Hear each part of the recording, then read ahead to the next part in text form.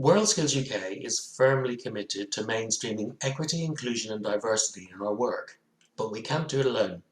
That's why we're working with our partners, including the AOC and DTF, to create a more inclusive development environment for young people and educators. So the pledge I'm making today is made up of four commitments. First, to remove barriers to participation in our competition-based training programs. Data can't lie, and progress will be measured and reported on. Second, to ensure all our content in our careers work and Centre of Excellence is inclusive and aspirational, levelling the playing field for more young people and educators. Third, to promote more diverse role models from young people who've previously taken part in our programmes to inspire others to follow in their footsteps. And fourth, to provide allyship to our partners with employers, governments and education leaders so that together we can promote best practice and change. The pledge I'm making today for WorldSkills UK is to ensure our high quality training is accessible, inclusive and inspiring for all. The Education and Training Foundation is committed to taking charge of real change on inclusion and diversity. It's all too clear that inequalities still persist in our society, and I believe that education has the transformative power to bring sustainable change. The ETF's working with its partners, like the AOC and WorldSkills UK, to support change. We offer development opportunities, such as the Diversity and Leadership Programme, which supports leaders, governors and middle managers to stimulate cultural change within their organisation. We've already seen managers and leaders progress into more senior roles after participating in these programmes. Increasingly, the ETF's also looking to enable organisations to build internal capability by mentoring leaders and managers from diverse backgrounds and supporting diversity projects to create an inclusive culture. Furthermore, the leadership hubs at our Centres for Excellence in SEND are promoting a self-improving system to support leaders in creating inclusive organisations. It's also fundamental that governors and leaders have a clear idea of what inclusion and equity look like and feel like in their own organisations and have strategies for making the most of their diversity. Building on the ETF's Governors Development and Chairs Leadership programmes, which focus on creating an inclusive organisation and developing inclusive practices, the ETF will next be looking to work with a small number of providers to identify how their boards and the broader leadership team are applying inclusion and diversity principles and practice to their organisations. These initiatives continue to give us an evidence base of what works and what doesn't work, which we will share more widely across the FE sector. The ETF will continue to work with our partners to raise the learner's voice and share examples of practitioner initiatives and bring colleagues across the sector together to look at how best to speed up system change from within. I'm delighted to be working with WorldSkills and the Education Training Foundation on this really, really important issue around equality, diversity and inclusion. We know that colleges and further education have an enormously diverse set of students, and yet the leadership, the governance, and often some of the outcomes for those groups of students just aren't good enough, So there's a lot of work to be done, and it's really important that organisations like mine take a leadership role. And I think AOC is in a fantastic place to be able to do that. We see our role as supporting members to get better. There's a real willingness and a real enthusiasm amongst college leaders to absolutely step up to the challenge, to work out how their governing bodies get more representative, how they support emerging leaders from different minority groups and from different underrepresented groups, to think about how they can ensure that every student, whatever their background, whatever their race, whatever their gender, whatever their protected characteristic and diversity, that they will get on in life. So we're doing a lot of work with our members.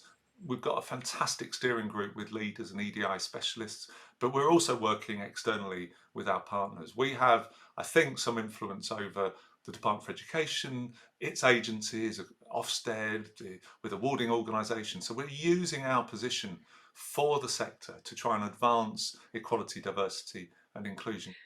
I applaud WorldSkills UK for taking a lead with the ETF and AOC and other sector partners, like the City and Guilds, where I'm a chair, in wanting to bring about a real change in skills training, accreditation, and employment on these important issues of equity, inclusion, and diversity. Look, I know from personal experience as a gay woman that despite massive legislative progress in recent years in inequality, there still is discrimination and prejudice in the workplace and in society. This must be challenged, and it can be changed through the transformative power of education. And that's why 23 years ago now, in 1998, as a college principal, I founded the FE sector's charity, its own distinctive educational charity, the Helena Kennedy Foundation, HKF. So I pledge to reaffirm HKF's commitment to supporting some of the most disadvantaged students in our FE sector by acting on our 4 core founding principles: social action, social mobility, social justice, and social transformation. Through social action, by providing financial support to students who progress from college to higher level technical and vocational courses and degree apprenticeships, HKF will increase the number of financial bursaries offered to disadvantaged students. Secondly, achieving greater levels of social mobility means supporting students not just with a hand out, but with also a hand up into the world of work. So HKF will expand and extend our mentoring scheme and give opportunities to FE students who are seeking to enter the professions. Our students and graduates are compelling, visible, diverse role models for others, living proof of FE's ability to achieve social justice.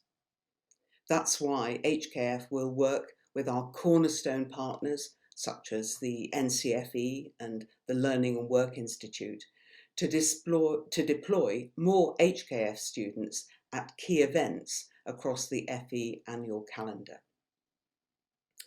And finally, with others, HKF will contribute to social transformation through our partnership activity with employers, with government, with education and training providers, stakeholders.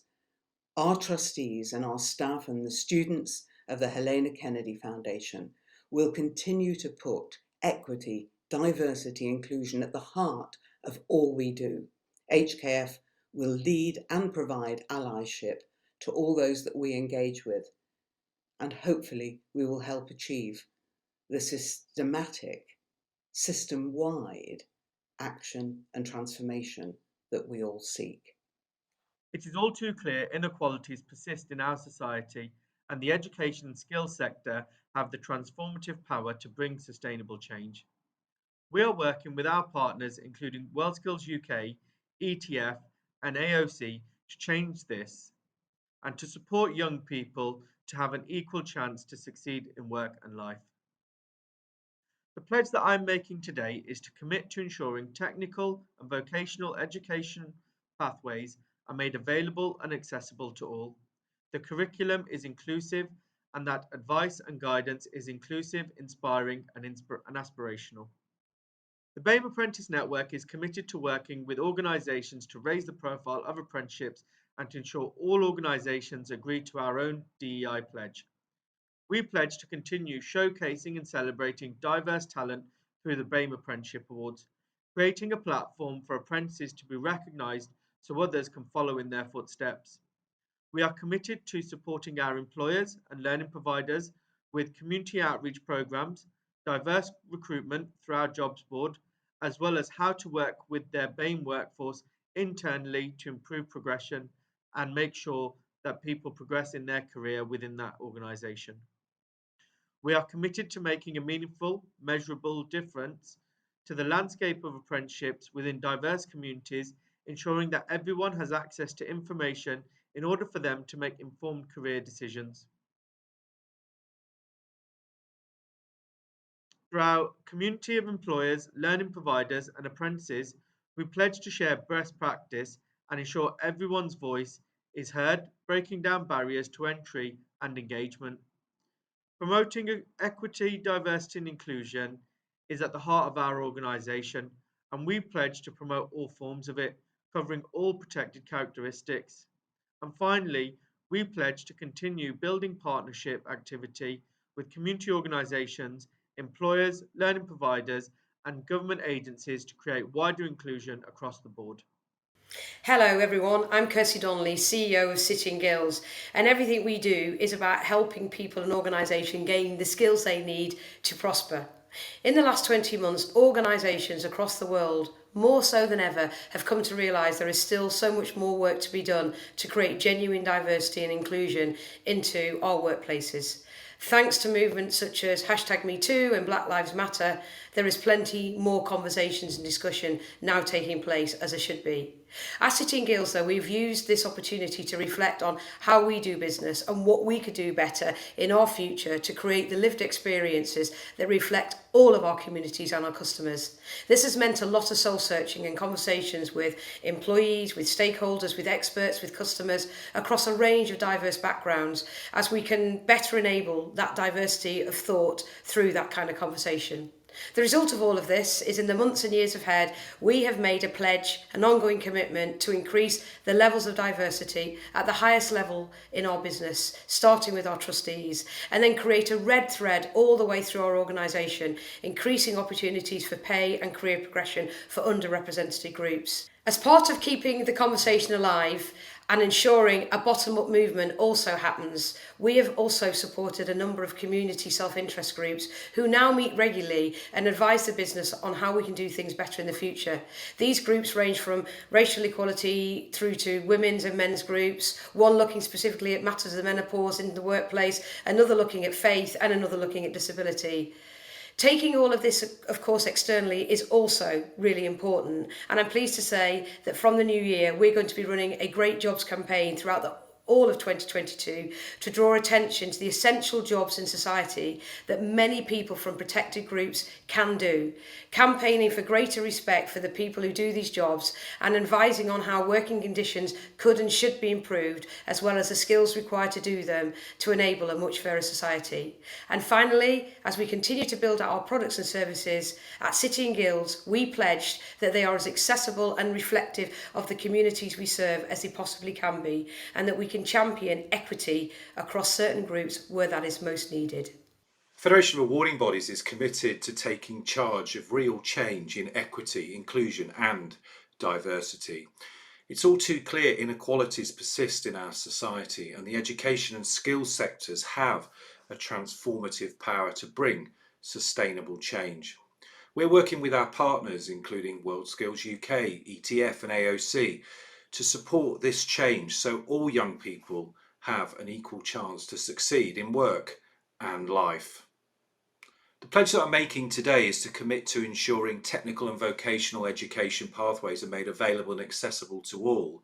The curriculum is inclusive and the advice and guidance is inclusive, inspiring and aspirational. We know that not one part of the skills ecosystem can bring about the changes we need to ensure inclusivity in vocational and technical education. We need to work together, yet through the unique role that we play with our awarding bodies and endpoint assessment organisation members, we have a valuable opportunity to influence and agitate for change. Fairness is a key principle in assessment, and it's at the heart of the work our members do. Just as we'd expect all learners to be assessed fairly on their knowledge, skills and behaviours, we want the education and skills sector to understand, progress and deliver on a culture which is fair, in which everyone feels they belong, and where racial and class and other inequities and barriers to inclusivity are tackled head on. As we go on this journey, we need to measure what is working well and what's not.